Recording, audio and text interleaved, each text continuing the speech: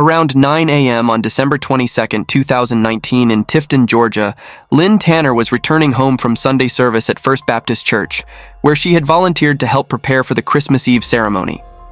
Upon arriving home, she noticed her husband Willy Tanner's pickup truck parked in the driveway, which struck her as odd since he had told her he needed to pick up some supplies for the store. As she entered the house, she could still smell the pleasant aroma of the Christmas tree that she and her husband had decorated together. However, an unsettling feeling crept over Lynn as she noticed the house's eerie silence, along with a strange, indescribable odor hanging in the air. Then, as she stepped into the living room, the sight before her made her knees buckle. Under the twinkling Christmas lights, Willy lay motionless on the floor, surrounded by shattered decorations. Blood from the wounds on his head had soaked into the carpet, and beside him lay a hammer covered in dark red stains, a liquid that Lynn, in her utter despair, recognized as her beloved husband's blood. The victim of this horrific murder was Willy Tanner, age 49, owner of Channel Hardware, a local hardware store that had been operating for over 20 years. Willy was known for his warm smile behind the counter, always welcoming customers and ready to chat about anything under the sun. In everyone's eyes, Willy seemed to have an ideal life. He was married to Lynn Tanner, his high school sweetheart. The couple regularly participated in local church activities and charity events. However, few knew that behind this perfect facade, Willy was harboring a dark secret. Despite being known as a devoted husband and model citizen, he was having an affair with Madison Kelly, an 18-year-old high school student. Madison was a regular customer at Willy's store, carrying with her the radiant smile of youth and a beauty that captivated many. Over time, their relationship evolved into a clandestine affair. The illicit relationship with a girl nearly 3 decades his junior kept Willy in constant turmoil, torn between guilt and desire.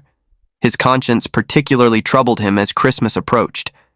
Though Willy knew he was treading a dangerous path, he seemed to have lost all self-control to his passionate emotions. As Christmas drew nearer, Willy's changes became more apparent. The once warm home was frequently empty of his presence, family dinners increasingly replaced by excuses about late work. Though Lynn noticed these changes in her husband, she tried to convince herself it was just the usual stress of the holiday business season. Not only Lynn, but neighbors and close friends also couldn't help but notice how Willy's usual smile had been replaced by worried glances and a troubled demeanor. Fate has cruel ways of changing lives in an instant. On that seemingly peaceful Sunday morning, just days before Christmas, Lynn faced the most horrific nightmare of her life. Before her lay the lifeless body of her beloved husband, sprawled in a dark pool of blood spreading across the living room floor.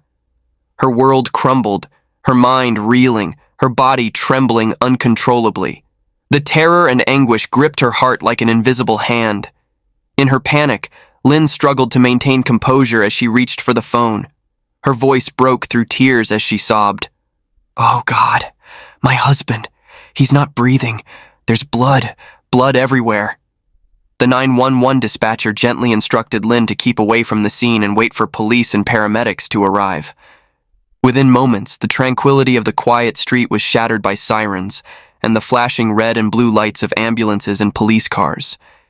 Curious eyes peered from neighboring windows, whispering and speculating about the sudden tragedy. On the front steps, Lynn sat with a vacant stare into space, her soul seemingly unable to catch up with the devastating events that had just unfolded. Through the curious crowd, Detective Nora Collins approached, a woman who exudes experience with 15 years in law enforcement. As she stepped down from her patrol car, Collins immediately noticed the bitter irony. The roof still adorned with twinkling Christmas lights and a bright wreath, while inside the warm home, a bloody tragedy awaited her investigation. The living room, once filled with laughter, now lay cold and lifeless. The Christmas tree stood as a silent witness to the bloody tragedy, its lights casting an eerie glow. The twinkling decorative lights reflected off scattered ornament fragments across the floor. Under the Christmas tree, where presents should have been, lay Willy in a pool of dark blood. His head had been brutally battered by merciless hammer blows, creating an unspeakably horrific scene. Blood had splattered everywhere, soaking into nearby decorations, staining the bright wrapping paper and shimmering ribbons. With the composure of someone who had faced numerous bloody crime scenes, Detective Collins quickly began her work. Her keen eyes missed nothing, examining every inch of the scene as if assembling pieces of a shattered puzzle of crime. The murder weapon, a blood-covered hammer, was carefully collected, each bloodstain and potential fingerprint potentially holding the key to identifying the killer. Notably, while blood was splattered throughout the area, the crime scene was confined to a small space around the Christmas tree. Furthermore, besides the area where Willy lay, there were no signs of a struggle or fight. This suggested that the victim had been caught completely off guard, a sudden, swift attack with no chance to defend himself. The following day, the forensics team arrived at the scene led by Dr. Philip Wong, a medical examiner renowned for his meticulous attention to detail and precision. In his white protective suit, he carefully examined Willy's body. Each wound on the victim's head was documented, measured, and photographed. The severe trauma to the skull region, which had endured multiple fatal hammer blows, was determined to be the direct cause of death. Based on the body's rigor mortis, he estimated the time of death between midnight and 1 p.m. the previous day. Detective Collins ordered her colleagues to collect all possible evidence from the crime scene, including fingerprints, photographs, and any clues that might point to the killer. They also interviewed Lynn Tanner. Despite still being in shock, Lynn managed to provide information about her morning and Willy's activities from the day before. As the investigation deepened, Detective Collins increasingly felt this was a crime committed in a fit of rage. The brutality of the attack suggested the killer was either furious or jealous, emotions that often lead to uncontrolled violent behavior. The question remained, who had enough hatred for Willy Tanner to commit such a brutal act? The first suspect on Detective Collins' list was Madison Kelly, the 18-year-old high school student who was Willy's secret lover. Madison was an active and talented girl who participated enthusiastically in extracurricular activities, including the school drama club. She had impressed audiences with her leading role in a local theater production. However, few knew that beneath her perfect and confident exterior, Madison was emotionally fragile, a condition that had become increasingly apparent in recent months. Madison lived with her mother, Tammy Kelly, in a small but well-kept house in the suburbs. The Kelly family was known for being private, with Tammy maintaining strict control over Madison and holding rigid views about her daughter's appearance, especially after Madison's father came out as gay and left the family. On the afternoon of December 22nd, the same day Willy's body was discovered, detectives visited the Kelly residence to speak with Madison. She was still in her pajamas, sitting in her bedroom, and appeared shocked when informed about Willy's death. The room looked like any typical teenage girl's bedroom, with posters of pop stars like Taylor Swift and Ariana Grande on the walls.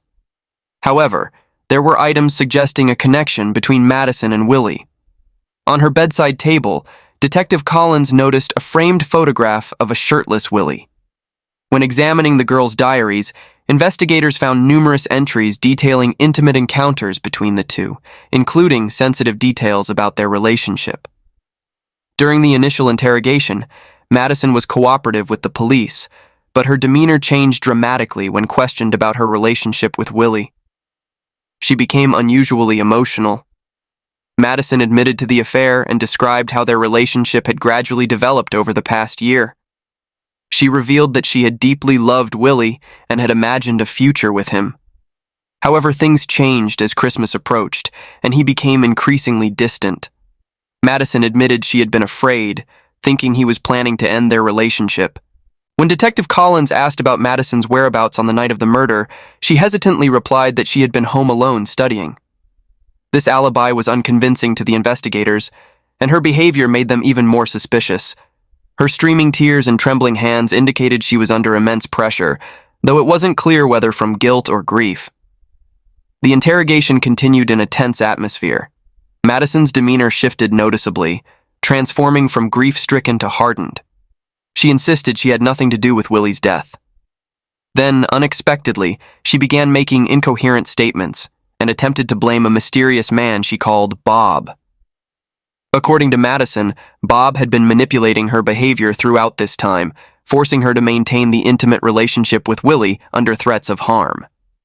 However, when Detective Collins pressed for more details about this mysterious Bob, Madison became evasive and appeared confused.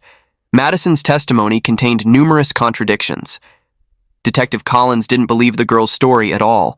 The irregularities in Madison's emotional responses, her obsession with Willy, and her unconvincing alibi made her the primary suspect in the case. However, Detective Collins knew she needed more concrete evidence before making an arrest.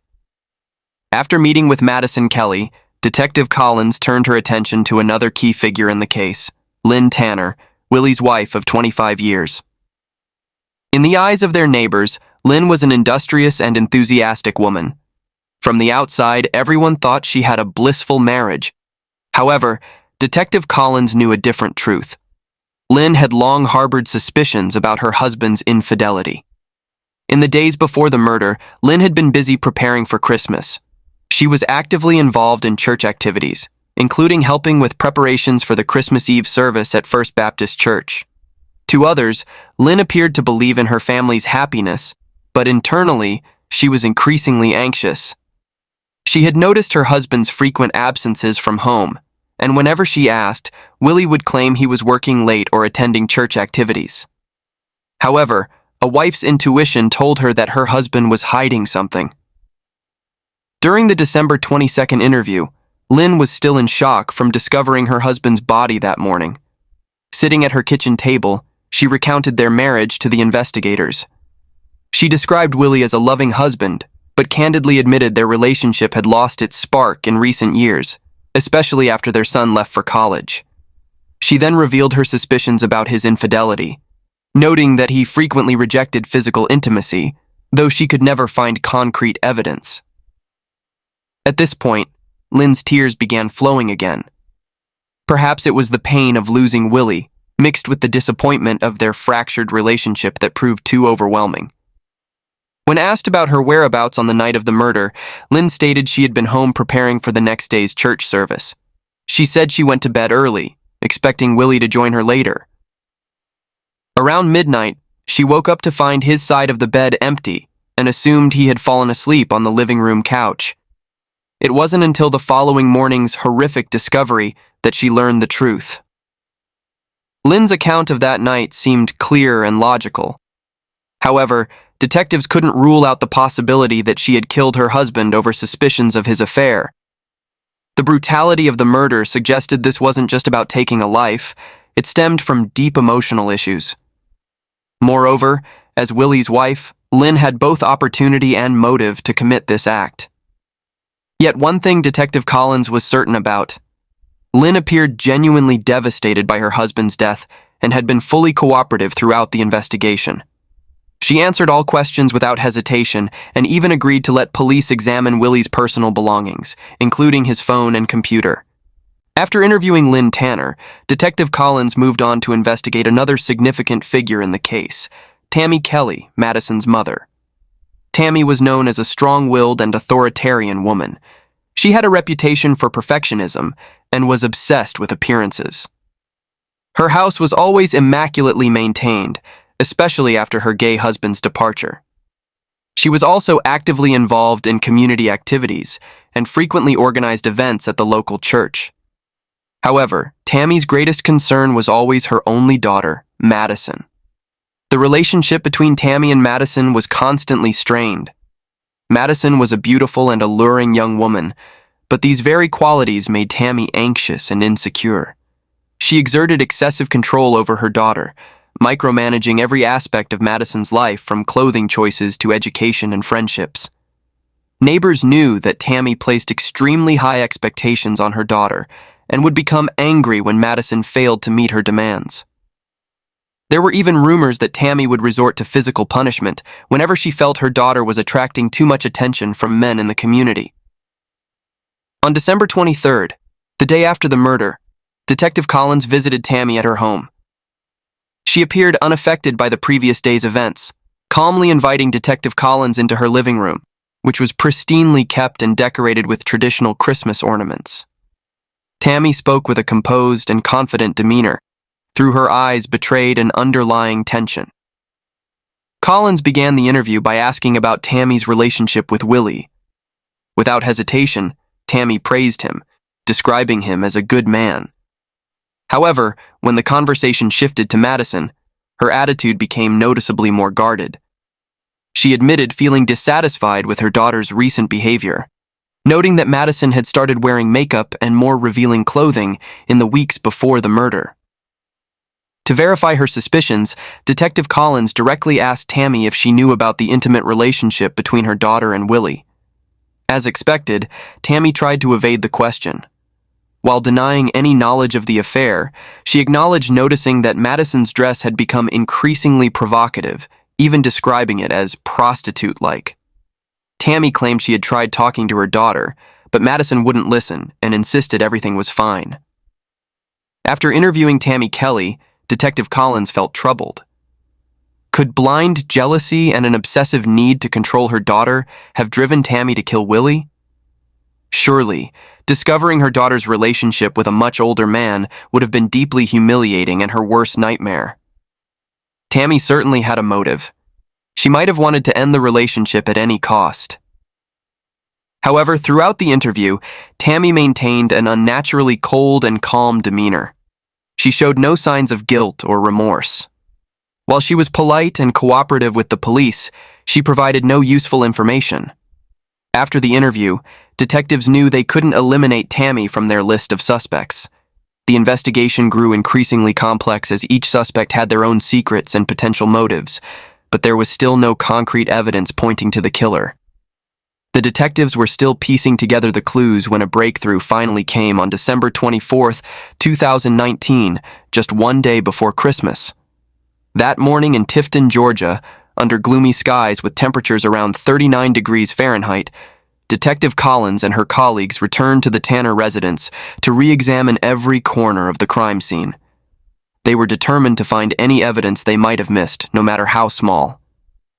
Their persistence paid off when an officer discovered a torn piece of paper near the fireplace, where carefully wrapped Christmas presents had been placed. The paper had been hidden under a rug with only a corner visible. It appeared to be a handwritten note, though only part of the content was legible.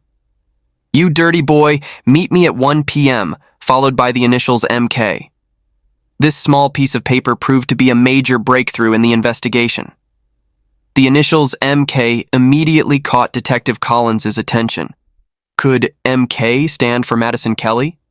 If so, the time mentioned in the note coincided with Willy's estimated time of death, and Detective Collins realized this could be crucial evidence linking Madison to the crime and placing her at the scene when the murder occurred. Not wasting any time, Detective Collins immediately requested a handwriting analysis of the note. She needed to confirm whether it belonged to Madison. The paper was sent to the Georgia Bureau of Investigation in Atlanta for expert analysis.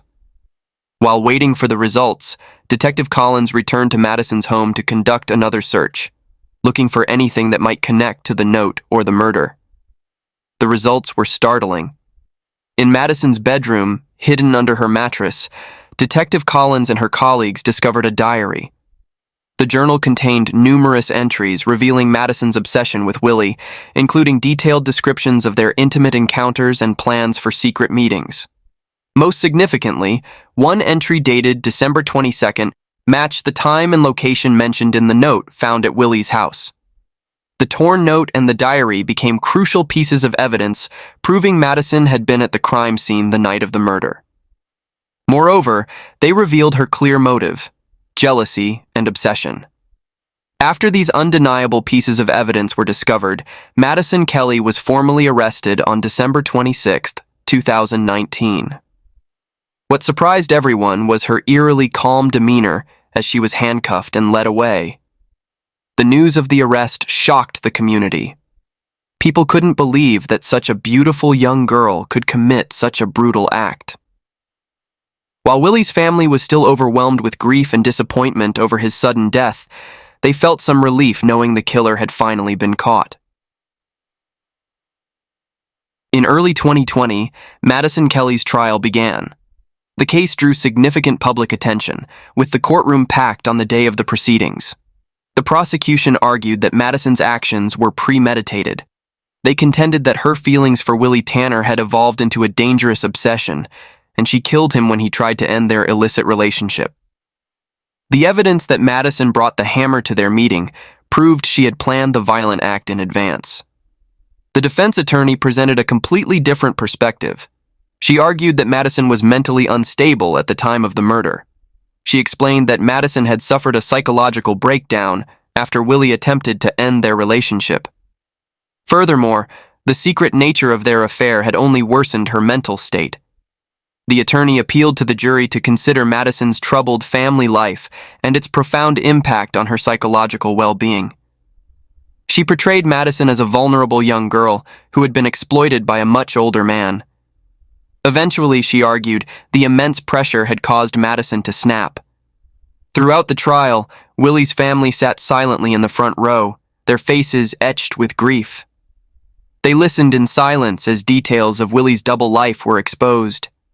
Beyond the pain of losing Willy, they felt the additional anguish and disappointment of learning how he had betrayed their trust, especially his wife of 25 years. The trial of Madison Kelly lasted several days, with conflicting arguments presented. Finally, after careful deliberation, on February 18, 2020, the jury reached their verdict. Madison Kelly was found guilty of second-degree murder and sentenced to 25 years in prison. The verdict sparked considerable controversy. Many felt the sentence was too lenient, given the brutality of her crime. Others argued it was a fair judgment, considering her young age and mental state. Regardless of the outcome, Willy's family felt relieved that the case had finally concluded. They understood that the psychological wounds would remain with them forever, and they would need to learn to live with this pain. As the trial ended, life in Tifton gradually returned to normal, though memories of the tragic case lingered. Willy's hardware store closed permanently. As for Lynn, despite community support and encouragement, she couldn't overcome the trauma.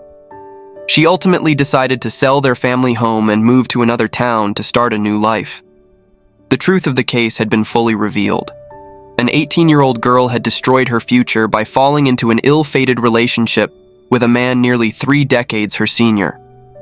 The story left behind important lessons about morality and proper conduct in relationships, while also demonstrating the serious consequences that can occur when people let their emotions override their judgment, leading to irreversible tragic actions. And that's it for today's case. Thanks for watching, and see you in the next videos.